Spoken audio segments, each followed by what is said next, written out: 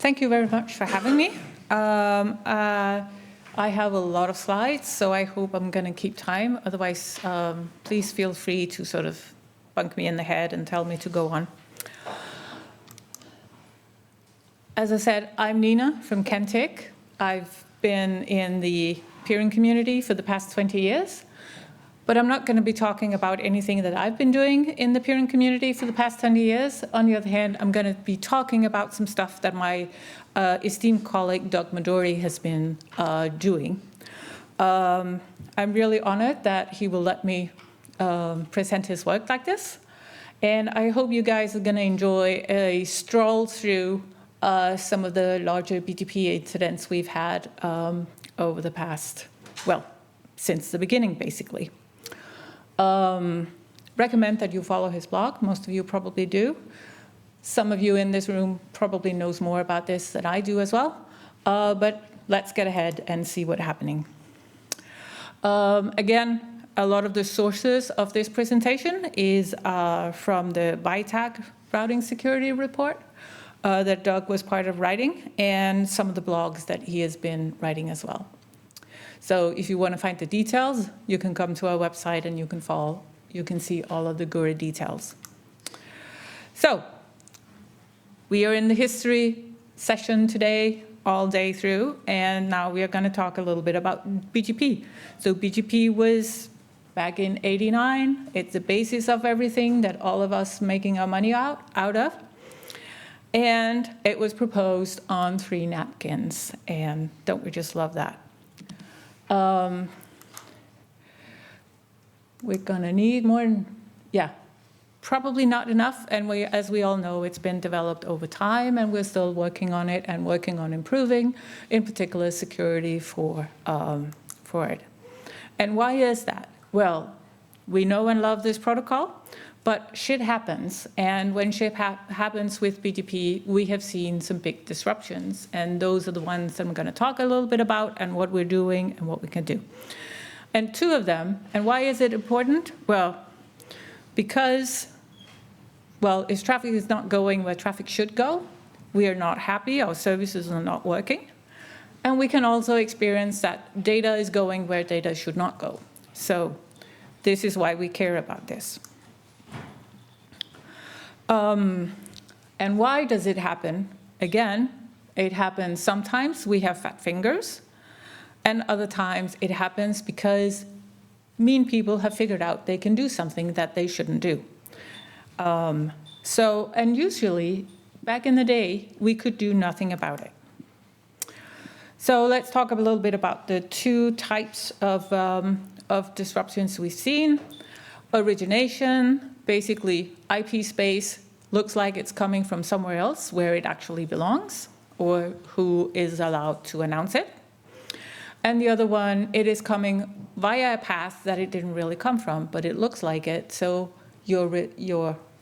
when you send the traffic, it will go the wrong way.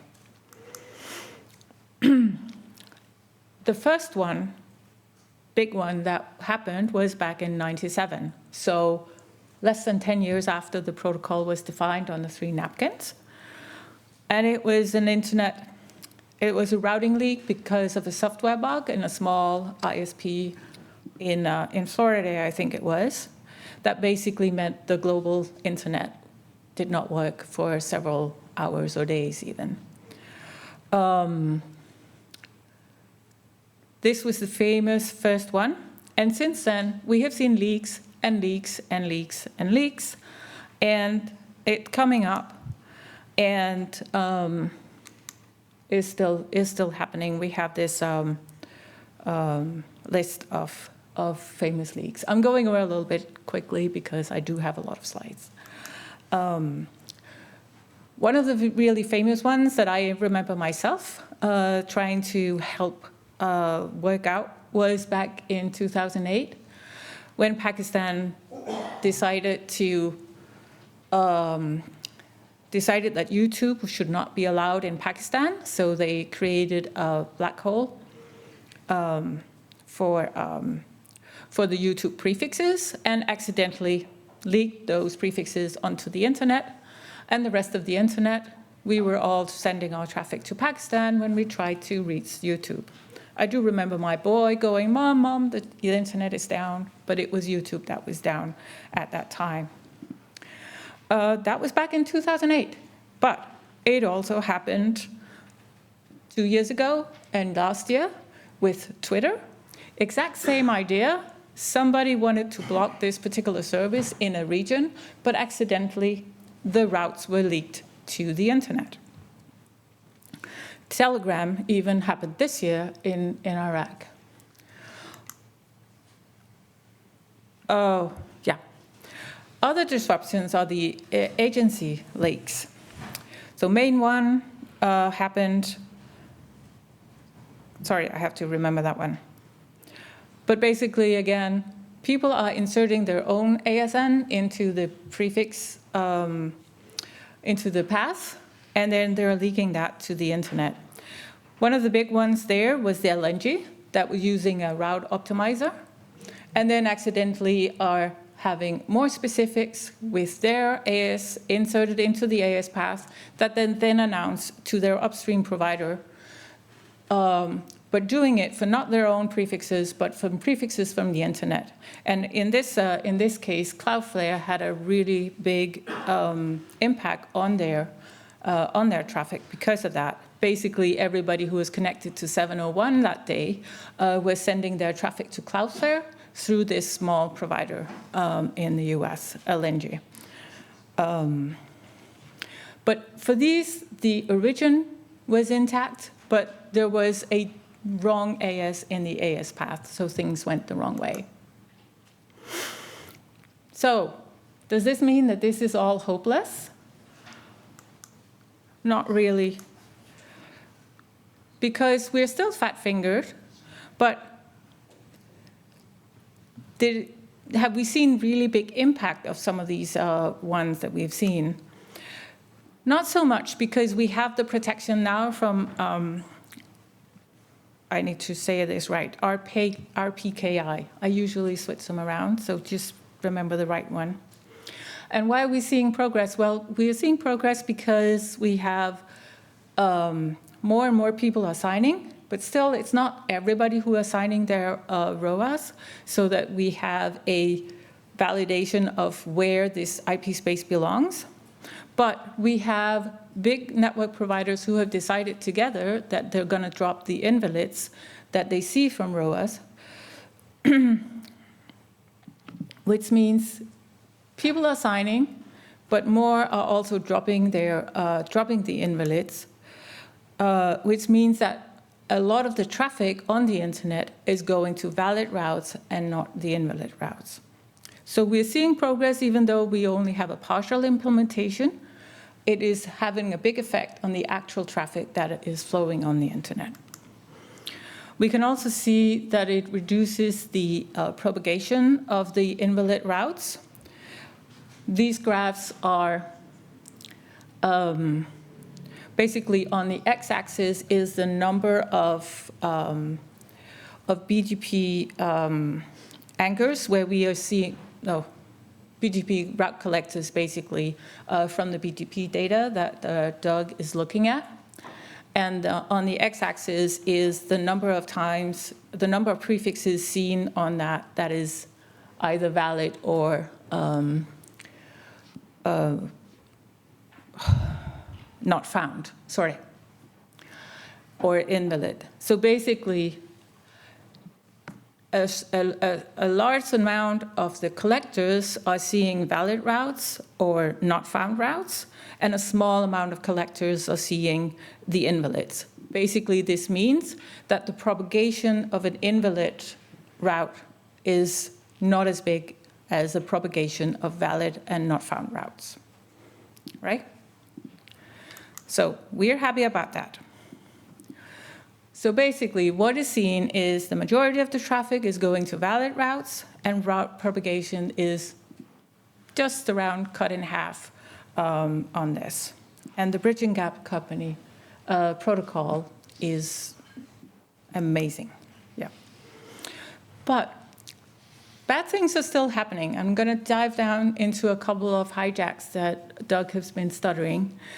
which is the hijacking. And this was first theorized about, I remember the talk at NANOC in 2008 by Pilosov and Capella, and they were defining the man-in-the-middle attack.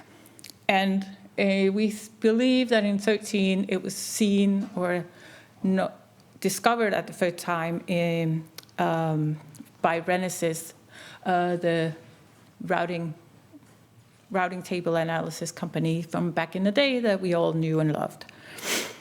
So basically, communities were used to hijack traffic from US financial institutions and foreign ministers to Belarus, and the traffic went back again. So the end users did not discover anything, but the data was sent. Recently, we've seen hijacks targeting cryptocurrency services. And some of the more famous ones that we've seen is EtherWallet and ClaySwap, and recently the Stellar breach. So I'm going to go through a little bit about what they actually did. So if we look at the, this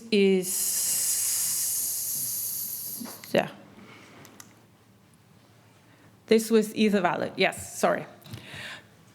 What happened there was that it was Amazon's DNS service that was hijacked. So the attacker's been analyzing how is communication to my Ethernet wallet happening, and they realized, oh, they're directed to this DNS server.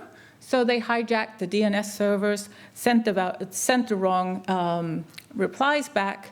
So they got the traffic when people were trying to connect to EtherWallet. They were instead talking to a server in Ukraine. And then the imposter was basically making a version of their website and could get people's currency that way. Another one was ClaySwap, which where they were analyzing and figured out that part of the code on the ClaySwap website was using some service that was hosted by Kakao in South Korea. So they hijacked the Kakao. Again, the request from the service was sent to the wrong place.